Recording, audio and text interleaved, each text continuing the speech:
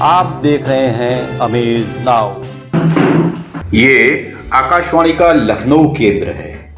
आपको इस दृश्य में जितने भी लोग दिखाई दे रहे हैं वे सभी लखनऊ आकाशवाणी केंद्र के साथ साथ कई अन्य केंद्रों से जुड़े हुए RJs, announcers, compeers, programme executives और प्रोग्राम हेड भी मौजूद हैं। सभी मस्ती के आलम में हैं। गायन के साथ साथ आवश्यकता अनुसार नृत्य भी किया जा रहा है। आखिर हो क्या रहा है यह भी जानना जरूरी है, लेकिन सबसे पहले आइए हम और आप शामिल हो जाएं इस मस्ती और शोरगुल के दौर में।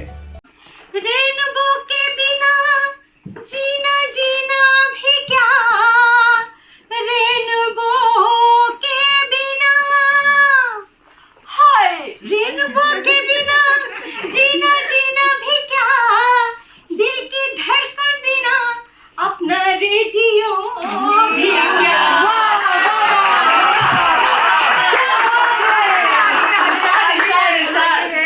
रेनबो के बिना जीना जीना भी क्या, दिल की धड़कन बिना अपना रेडियो भी क्या। जब से आया है मानो खुशी मिल गई, हाय जब से आया है मानो खुशी मिल गई। सच में पूछो तो ज्यों जिंदगी क्या ये मेरा कातिल हो गया, गुलाबी आंखें जो तेरी देखी, शराबी दिल हो गया।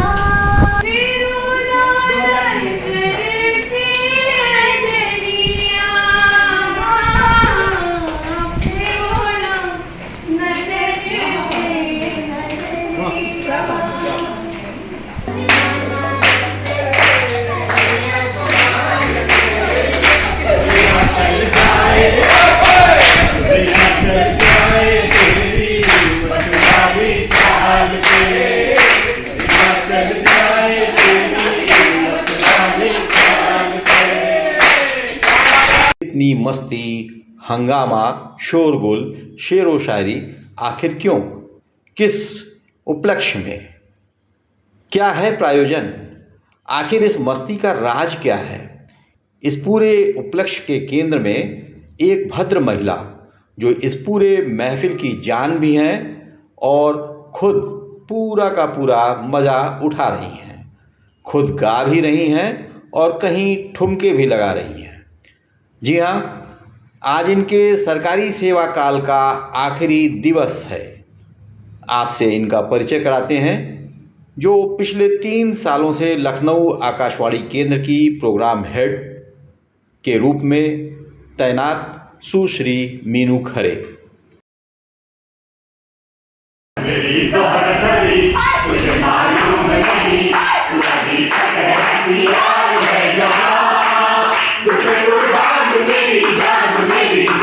ये जहां भी रहीं, भारत के जिस भी कोने में आकाशवाणी के केंद्र पर अपनी सेवाएं दिया इन्होंने, हर जगह ऐसा ही माहौल तैयार किया और शायद उभरती प्रतिभाओं को निखरने का इससे अच्छा मौका भी न रहा हो।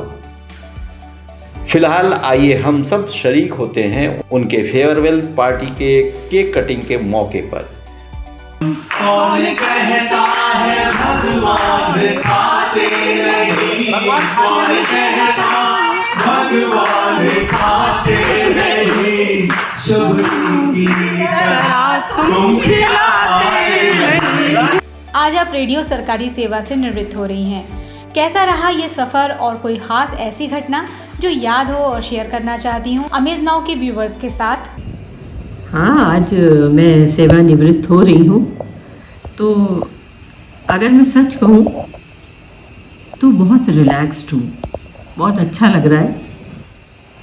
ये जो एक काम का बोझ हमेशा बना रहता है, प्रेशर्स होते हैं, तो आज लग रहा है कि हाँ बहुत रिलैक्स लग रहा है। खुशी भी है इस बात की कि इतनी लंबे कार्यकाल को मैं सफलतापूर्वक निभा पाई और एक मेरा शानदार सफ़र रहा, बेदाग करियर रहा। तो इस सफलता के लिए बहुत खुश हूँ। एक संस्मरण बताना चाहूँगी कि मैं बहुत सारे अंतर्राष्ट्रीय मंचों पर अपने रेडियो कार्यक्रम प्रस्तुत करती थी और उसमें से कई बार मुझे पुरस्कार भी मिलते थे और सम्मान मिलता था। तो एक बार मैं लखनऊ केंद्र पर थी और मैंने यूनिसेफ के ICDB ग्लोबल अवार्ड के लिए एक प्रोग्राम बनाना शुरू किया था।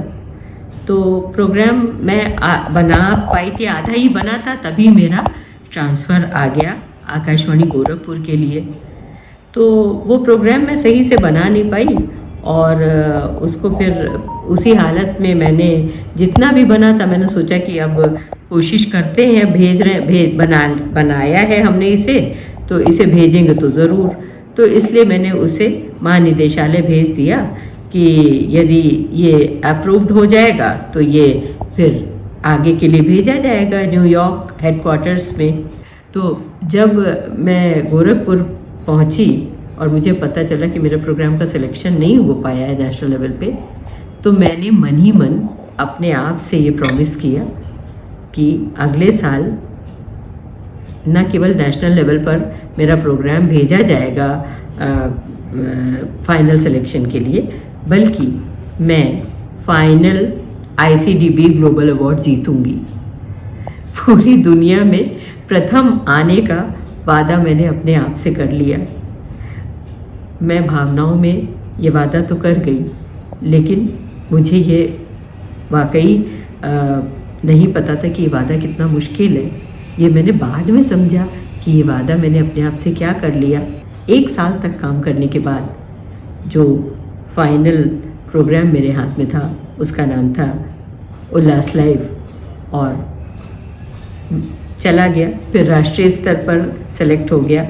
फिर मैं देखती रहती थी ऑनलाइन, और वो दिन आया जबकि मुझे ICDB ग्लोबल अवार्ड का विजेता यूनिसेफ हेडक्वार्टर्स न्यूयॉर्क से घोषित किया गया। तो इस घटना को मैं कभी नहीं भूल सकती कि विश्व में प्रथम आने का गौरव, अपने देश के लिए गौरव लाने का मुझे मौका गोरखपुर शहर ने दिया। तो मैं उस गोरखपुर शहर को, जो बाबा गोरक्षनाथ की धरती है, उसे प्रणाम करती हूँ। नाटक और गायन के क्षेत्र में भी आपका रुझान रहा है। रेडियो में ऑफिसर पोस्ट पर रहते हुए अपनी इच्छा को कैसे पूरा कर पा रही हैं? नाटक और गायन और लेखन, ये सभी कुछ आकाशवाणी ने ही दिया। यदि कहूँ तो आकाशवाणी में मेरा प्रवेश बतौर एक लोकगीत कलाकार के होता है, और उसके बाद मैं लोकगीत और साइंस डिसिप्लिन में UPSC से सिलेक्टेड प्रोग्राम ऑफिसर बनती हूँ, और मेरा सफ़र आगे बढ़ता है एज ब्रॉडकास्टर। लेकिन कलाकार का अपना रूप बचा के रखना और बना के रखना बहुत मुश्किल हो जाता है, क्योंकि जो एडमिनिस्ट्रेशन होता है, प्रशासन, वो एक बहुत मुश्किल और बिल्कुल अलग चीज़ है। तो बतौर एक प्रशासक लोग मुझे एक सख्त प्रशासक के रूप में जानते हैं। तो एक प्रशासक के रूप में कार्य करना और एक गायक के रूप में काम करना, दोनों बिल्कुल अलग चीज़ें हैं। तो इसलिए अगर मैं ये सच कहूँ कि प्रशासक के रूप में कार्य करना तो मेरी बाध्यता थी, वो मेरी ड्यूटीज़ थी, और गायक के रूप में लोकगीत गाना मेरा शौक़ था। तो मैंने शौक़ को शौक़ बना रहने दिया और अपनी ड्यूटीज़ को ड्यूटी फर्स्ट के रूप में मैंने स्वीकार किया। हाँ, जो मेरा शौक़ था गायन, कम हो पाता था, जितना होना चाहिए था उस तरीके से नहीं हो पाता था, लेकिन हाँ फिर भी मैंने हमेशा गाया, राष्ट्रीय स्तर पर गाया और आकाशवाणी की A ग्रेड कलाकार बनी। तो अच्छा लगता है। ऑफिसर होने के बावजूद भी मैंने मंचों पर गायन की प्रस्तुति दी। तो खुश हूँ अपने कार्यक्रमों से, अपनी इन उपलब्धियों से, अपने गायन से, अपने तमाम अभिनय, लेखन, जो कुछ भी आकाशवाणी से सीखा, मैं उस सब से बहुत खुश हूँ। क्या कुछ चंद लाइनें हमारे दर्शकों के लिए गाना चाहेंगी? से डरना जीवन तेरा एक गजल। अजीत चतुर्वेदी जी के लिए कार्यक्रम प्रमुख को अलग तरह से काम करना चाहिए। जीवन तेरा एक गजल, शेर अलहदा कहना, दुश्वारियों से डरना तुम। जैसा कि हमने आपको शुरू में बताया कि आकाशवाणी के कई केंद्रों के प्रमुख भी इस उपलक्ष्य में शामिल हैं। उसी क्रम में गोरखपुर आकाशवाणी केंद्र के पैक्स श्री कृष्णा जी आपके सामने मौजूद हैं। इन्होंने भी इस विदाई के मौके पर मीनू खरे जी को अपनी शुभकामनाएं गोरखपुर रेडियो स्टेशन की तरफ से अर्पित की। पोस्ट रिटायरमेंट के बाद अब नई पारी के लिए आपने क्या सपने देख रखे हैं? देखिए, रिटायरमेंट एक बहुत ही स्वाभाविक प्रक्रिया है।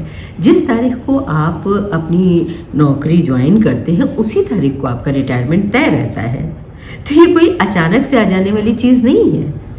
और लोग रिटायर होने को हमेशा पता नहीं क्यों बड़ा थोड़ा दयनीय सा मानने रखते हैं। लोग पूछने लगते हैं और आपकी तबीयत ठीक है, आप स्वस्थ रहें, आप खुश रहें।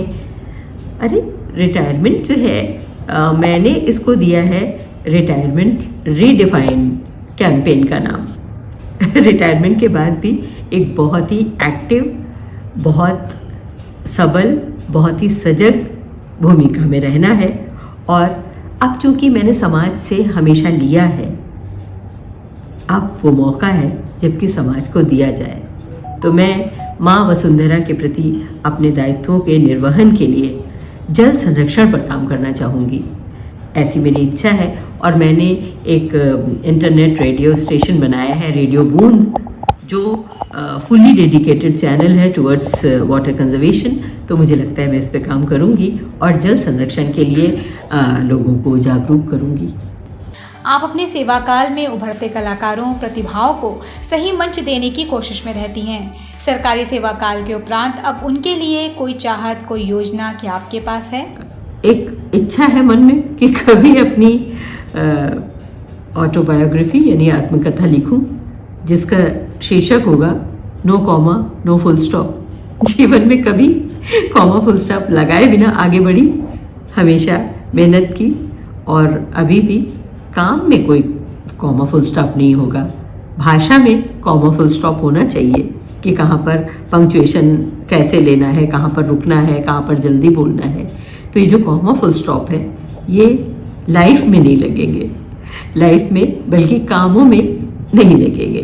बिना रुके, बिना थके काम करना है, सजग रहना है, आगे बढ़ना है। चरैवेति चरैवेति। दोस्तों, ऐसे मौके बहुत कम आते हैं। शायद ही आपने भी कभी ऐसे अवसर देखे हों जब किसी बॉस की विदाई पर इतनी मस्ती होती हो। सच तो यह है कि इसमें प्रतिभाग करने वाले प्रत्येक सदस्य जब भी इस दृश्य को अपनी कल्पनाओं में लाएंगे या वीडियो क्लिप देखेंगे, उन्हें फिर से यही मीठी यादें ताजा हो जाएंगी।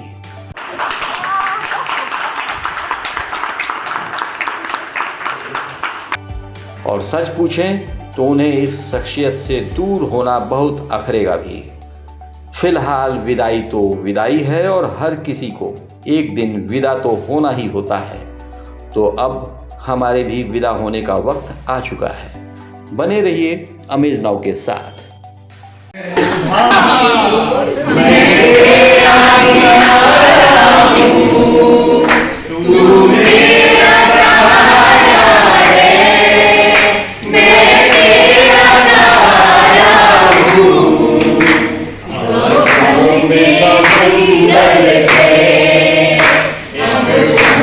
जुआनी